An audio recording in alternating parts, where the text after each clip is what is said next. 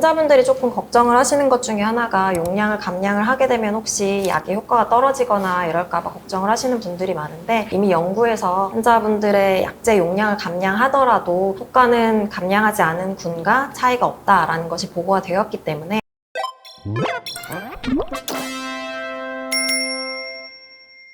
안녕하세요. 폐암 무엇이든 물어보세요입니다. 저는 사회를 맡은 고대 안산병원 방사선종양과의 임채웅입니다.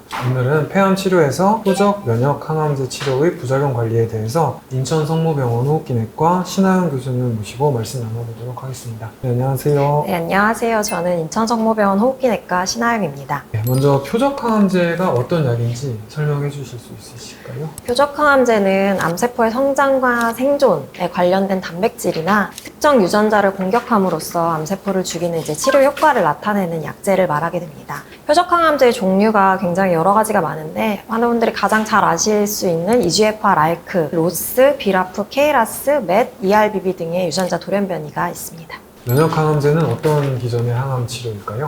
면역항암제는 인체 면역세포의 면역 기능을 활성화해서 암세포를 죽이는 치료 효과를 나타내게 됩니다. 면역항암제는 세 가지 종류가 있는데 PDL1, PD-1, CTLA4 이렇게 세 가지 종류의 면역항암제가 사용되고 있습니다. 표적 항암제는 부작용이 어떤 특징이 있을까요? 표적항암제는 저희가 일반적으로 사용하는 세포독성 항암제보다는 훨씬 더 부작용이 적은 것으로 알려져 있는데요. 세포독성 항암제에서 발견되는 골수 억제 등의 부작용은 굉장히 적은 편으로 저희가 정상세포의 손상을 최소화하면서 항암제의 부작용을 최소화하게 된 약들입니다. 요새 표적 항암제가 폐암 치료에 굉장히 널리 쓰이고 있는데, 이 표적 항암제는 어떤 약들이 있고 어떤 부작용 특성이 있을까요? 표적항암제는 첫 번째로 EGFR 유전자 돌연변이를 갖는 표적항암제를 말씀드리려고 하는데요. EGFR 유전자 돌연변이는 표피성장인자 수용체 억제제라는 약제로 불리고 있습니다. 이 약들은 1세대, 2세대, 3세대로 구분이 되게 되는데요. 1세대는 이레사 탈세바,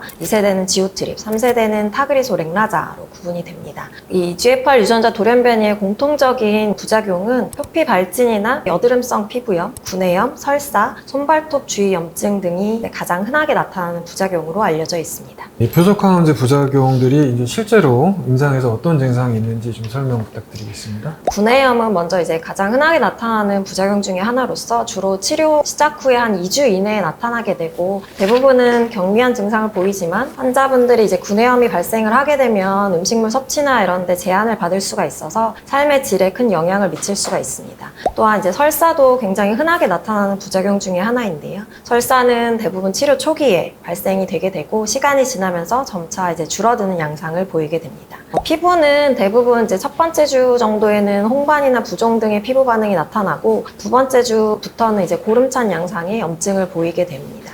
그리고 또한 손발톱 염증이 많이 나타나게 되는데요. 주로 이 손발톱 염증은 치료 시작 후에 한 9주에서 10주 차에 좀 늦게 나타나게 되고, 여성에서 더 흔하게 나타나는 양상을 보이게 됩니다. 또한 EGFR 유전자 돌연변이 약제 중에 레이저티닙이라고 렉라자 3세대 약제가 있는데요. 3세대 약제에서는 조금 특이하게 나타나는 부작용이 신경계 부작용으로서 감각 이상이나 두통 등이 나타나게 됩니다. 표적 항암제 부작용 중에 좀 심각할 수 있는 중증 부작용에는 어떤 것들이 있을까요? 앞에 말씀드린 흔한 부작용 이외에 저희가 EGFR 유전자 돌연변이 표적 항암제를 쓰게 되면 간질성 폐 질환이 나타나게 되는 경우가 있는데, 생각보다 굉장히 흔하게 나타나는 부작용으로 최대 10명 중에 1명까지 나타날 수 있습니다. 이러한 간질성 폐 질환이 발생을 하게 되면 환자분들은 기침이나 발열, 호흡곤란 등의 증상이 나타나게 되고, 3세대 약제 중에 타그리소라는 약제가 심장 부작용이 나타날 수가 있는데, 심전도를 촬영하게 되면 심장이 뛰는 박동수가 조금 느려지는 QT 연장이라는 부작용이 발생을 할 수가 있습니다. 이러한 부작용이 발생을 하였을 때는 환자분들이 불규칙적인 심장박동을 느끼거나 현기증, 가벼운 어지럼증, 가슴 불편함, 그다음에 실신 등의 증상이 나타나게 되지만, 이러한 건 흔한 부작용은 아니라서 최대 한 100명 중에 1명 정도에서 나타난다고 알려져 있습니다. 항암 치료라는 게 사실 부작용이 전혀 없는 약이 없다 보니 그것에 대한 대응이 중요할 것 같은데요. 이상 반응이 발생했을 때 어떻게 대처를 하게 되는지요? 이상 반응이 어느 정도로 발생을 하느냐에 따라서 추가적인 약제를 투여를 하거나,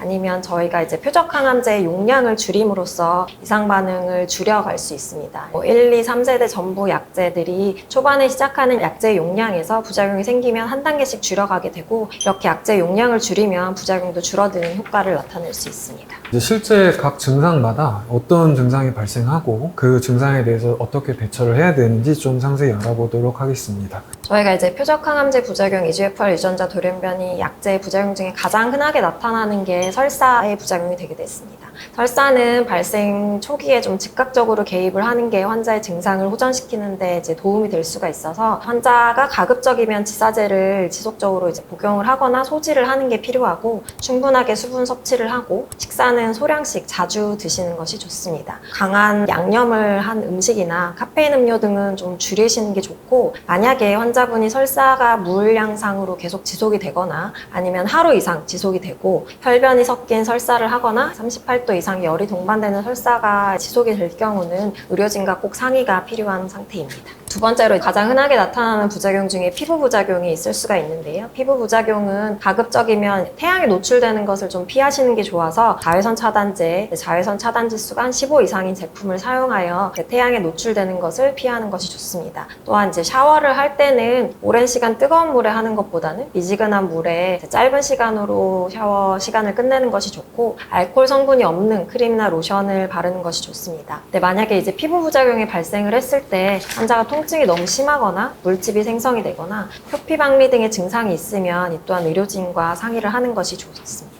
저희 환자분들 중에 피부 부작용이나 손발톱 염증으로 오신 분들이 있는데요. 먹는 항생제나 바르는 연고 같은 것을 바르고 용량을 좀 조절을 하고 나서는 환자분의 이제 증상이 호전되는 것을 관찰하였습니다. 세 번째로 구내염이 또 있을 수 있는데요. 구내염은 물을 좀 자주 마시고 입에 수분이 마르지 않도록 해주는 것이 좀 중요할 것 같습니다. 저희가 구내염이 심한 환자분들 같은 경우는 스테로이드가 섞인 구강세척제 같은 것을 사용을 하시는 게 도움이 될 수가 있고 만약에 이제 구내염이 발생을 하였을 때 이제 음식물을 섭취를 할 수 없거나 열이 동반되는 경우는 의료진과 반드시 상의를 하는 것이 필요합니다. 그다음에 손발톱 주위 염증은 경구치료제, 항생제나 항진균제, 항바이러스제나 크림 등을 발라주는 것이 이제 증상 호전에 도움이 될 수가 있고 손발톱은 너무 짧게 깎지 않는 것이 좋으며 매니큐어 같은 경우는 자극이 될 수가 있어서 사용을 하지 않는 것이 좋습니다. 만약에 이제 환자분들이 손발톱 뿌리 주위에 염증이 심해지면서 통증이 있거나 진물이 날 경우는 의료진에게 반드시 상의를 하는 것이 필요합니다. EGFR 표적항암제가 표적항암제 중에 가장 흔히 쓰이는 약이다 보니까 관심도 제일 많으실 것 같고 한데 실제로 교수님께서 환자분들을 진료하실 때 어느 분들께서 제일 많이 불편해 하시는 부작용은 어떤 게 있어요? 저희가 이제 약제를 투여를 하다 보면 아까 말씀드린 것처럼 가장 흔하게 나타나는 부작용이 설사나 손발톱 주위 염증이 가장 이제 흔하게 나타나는 부작용이 되게 되겠습니다. 설사 같은 경우는 대부분 이제 지사제를 복용을 하고 약물의 용량을 감량을 하면 환자분들이 일상생활에 지장이 되지 않을 정도로 조절이 되는 경우가 많아서 그런 치료를 같이 진행을 하고 있고 손발톱 주위 염증 같은 경우는 약물 용량을 줄이고 항생제를 간헐적으로 복용을 하게 되면 환자분들의 증상이 많이 호전되는 것을 관찰할 수 있습니다. 회복이 되면은 다시 용량을 올리나요? 용량을 다시 올리지는 않고 용량을 감량한 상태에서는 감량한 용량으로 유지를 하게 됩니다. 환자분들이 조금 걱정을 하시는 것 중에 하나가 용량을 감량을 하게 되면 혹시 약의 효과가 떨어지거나 이럴까 봐 걱정을 하시는 분들이 많은데 이미 연구에서 환자분들의 약제 용량을 감량하더라도 효과는 감량하지 않은 군과 차이가 없다라는 것이 보고가 되었기 때문에 부작용이 있을 경우는 약제를 적극적으로 감량하는 것이 환자의 치료에 도움이 될 수 있습니다. 다음으로는 이제 EGFR 표적항암제 말고 다른 종류의 표적항암제 부작용에 대해서 여쭤볼 건데요. 다른 종류의 표적항암제는 어떤 약이 있는지요? 이제 두 번째로 많이 사용하게 되는 약제가 알크와 로스에 대한 표적항암제일 텐데요. 알크는 역형성 림프종 인산화 효소 억제제라고 불리게 됩니다. 알크도 앞에 EGFR 유전자 돌연변이랑 마찬가지로 1세대, 2세대, 3세대 약제까지 이제 나와 있는 상태이고요. 1세대는 젤코리, 2세대는 알레센자, 알룸브릭, 3세대는 로비큐아라는 약들이 시판이 되고 있습니다. 알크 유전자 돌연변이는 EGFR 유전자 돌연변이 약제들과는 조금 다른 부작용을 가지고 있는데요. 알크 유전자 돌연변이 표적항암제 같은 경우는 부종 같은 게 가장 많이 발생을 할 수가 있고 고지혈증이나 고혈압, 당뇨 이런 것들이 발생을 한다고 알려져 있습니다. 좀 주의하셔야 될 수 있는 중증 부작용으로는 어떤 게 있을까요? 이 표적항암제 같은 경우는 동일하게 나타나는 중증 부작용이 이제 간질성 폐질환 같은 게 나타날 수가 있는데 이러한 간질성 폐질환이 나타나는 경우는 앞에서 말씀드렸던 것처럼 환자분이 기침이나 발열, 호흡곤란 등의 증상이 나타나게 되고, 이러한 부작용이 있을 경우는 즉각적으로 약제를 중단하고 스테로이드 같은 약제를 사용을 하는 것이 중요합니다. 간질성 폐질환이 생긴 환자분들은 대부분 약제를 재투여하는 것에 굉장히 신중하게 되는데요. 환자분들이 간질성 폐질환에서 완벽하게 회복이 되는 경우는 약제를 다시 재시도해보는 경우도 안전하게 치료를 할 수 있다고 보고가 되고 있어서 의료진과 상의가 필요한 부분입니다. 심장박동이 느려지는 부작용이 생길 수가 있어서 이런 부작용이 생기게 되면 환자분들은 어지럼증이나 두근거림, 기절 등의 증상이 나타날 수가 있어서 심장약이나 혈압약을 기존에 복용하고 있었던 환자분들은 반드시 의료진과 상의를 하는 것이 필요합니다. 저희가 이제 앞에서 말씀드렸던 것처럼 알크 유전자 돌연변이의 표적항암제를 사용하였을 때 가장 흔하게 나타나는 부작용 중에 하나가 부종인데요. 부종은 이제 림프액이 세조직으로 흐르지 못하고 고여서 발생을 하게 됩니다. 주로 이제 팔과 다리, 주로 다리에 많이 발생을 하게 되고 환자의 한 절반 정도에게서 발생을 하게 됩니다. 이러한 이제 부종이 발생을 하였을 때는 다리를 심장보다 좀 높게 유지하고 압박 스타킹을 착용을 하는 것이 도움이 될 수가 있고, 이뇨제 처방 같은 것들이 도움이 되기도 합니다. 또 알크 유전자 표적항암제를 사용을 하였을 때 시각장애 부작용이 있을 수가 있는데요. 시각장애는 환자분들이 사물을 봤을 때 사물이 겹쳐 보인다거나 빛을 볼 때 이제 눈이 아픈 증상, 그리고 빛이 번쩍이는 증상, 시야 흐림 등의 증상을 호소할 수가 있고, 눈에 부유물이 증가하거나 생기는 양상을 보이기도 합니다. 이러한 때는 약물을 바로 중단을 하고 안과 전문의에게 진료를 의뢰하는 것이 좋고, 이러한 알크 표적항암제의 부작용 중에 하나가 또 사라지지 않는 근육통증, 그 다음에 압통, 근무력증 등이 발생을 할 수가 있어서 이러한 환자분들은 이제 피검사에서 CPK라는 효소 수치가 올라가 있는지를 확인을 하게 됩니다. 근육통은 치료를 할 수 있는 약물은 특별히 없어서요. 저희가 환자분들이 증상이 너무 심하다고 하면 앞에서 말씀드린 것처럼 약물의 용량을 조절을 하는 것이 도움이 될 수 있습니다. 다음으로는 고혈당, 고혈압 증상이 나타날 수가 있어서요. 환자분들이 만약에 이제 목마름 증상이나 평소보다 소변을 자주 본다든지 배고픔이 많이 느껴진다든지 하는 경우는 저희가 이제 치료 시작 전 그리고 치료 동안에 혈액 검사를 통해서 혈당 수치를 지속적으로 확인을 함으로써 당뇨가 발생을 하는지를 확인을 하는 것이 필요할 수 있습니다. 또한 고혈압도 발생을 할 수가 있어서 환자분들이 두통이나 어지럼증, 시야 흐림 등의 증상이 있을 경우는 꼭 혈압을 체크를 해보는 것이 좋고, 약제 복용 시작 2주 후와 약제를 복용하는 동안에는 지속적으로 혈압을 모니터링하는 것이 중요합니다. 또 알크 유전자 돌연변이 표적항암제에서는 체중 증가가 나타나는 경우가 있고, 이 3세대 약제인 로라티닙에서 체중 증가가 특히 많이 발생을 한다고 알려져 있습니다. 임상시험에서는 5명 중 1명에서 체중 증가가 발생을 한다고 알려져 있고, 이러한 것들은 식욕이 증가함으로 인해서 체중이 증가하고 부종 때문에 또 체중이 증가하는 경우가 나타나고 있습니다. 또한 이제 말초신경병증은 손끝이나 발끝이 저리고 감각이 둔해지는 양상으로 나타나게 되는데요. 이러한 이제 약제 부작용이 있을 경우는 심한 경우는 다리에 힘이 빠지고 발바닥에 감각이 둔해져서 걷는 데 지장이 발생을 하는 경우도 생기게 됩니다. 한 환자의 3분의 1에서 정도 발생을 하게 된다고 알려져 있어서 이러한 증상이 나타나는 분들은 양말을 부드러운 쪽으로 좀 신고, 양말의 앞쪽이 뾰족하거나 너무 쬐는 양말, 그리고 신발 등은 피하는 것이 좋습니다. 로비큐와 3세대 약제에서 가장 흔하게 나타나는 이상 반응 중 하나로서 임상시험에서는 한 10명 중에 8명에서 콜레스테롤 수치가 증가하는 것이 보고가 되었고, 10명 중에 6명 중에서는 중성지방의 수치가 증가하는 것이 보고가 되었습니다. 이러한 고지혈증이 적절하게 조절이 되지 않으면 나중에 심혈관 질환의 위험 요소가 될 수가 있기 때문에 혈액 검사를 통해서 이런 고지혈증이나 고콜레스테롤 혈증 등이 나타날 경우는 약물의 용량을 조절을 하거나 스타틴 같은 약제를 복용하는 것을 권고하고 있습니다.